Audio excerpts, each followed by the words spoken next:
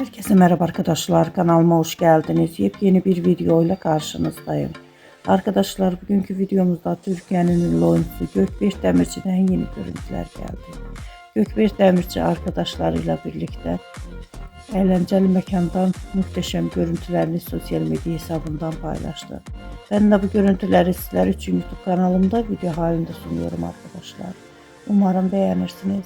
Videomu beğendiyseniz kanalımı izlemeyi ve bildirim butonuna basmayı unutmayın. Şimdilik benden bu kadar olsun. Yeni videomuzda görüşmek üzere. Hoşça kalın, sağlıklı kalın. Umarım videomu sonuna kadar izleyeceksiniz ve beğeneceksiniz. İyi seyirler.